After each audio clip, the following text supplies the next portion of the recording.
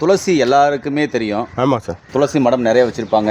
ஆமாம். நிறைய கோயில்களில் துளசி கண்டிப்பாக இருக்கும். ம். ஐயா, துளசியில் இது வரைக்கும் நீங்கள் சொல்லாத தகவல், அதாவது மக்களுக்கு தெரியாத தகவல், நீங்கள் சொல்கிற தகவல் என்ன?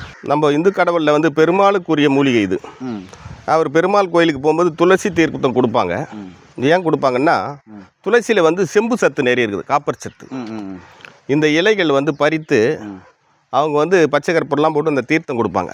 அதை வாங்கி சாப்பிடும்போது உடலுக்கு ஆரோக்கியமும் புத்துணர்ச்சியும் கொடுக்கும்.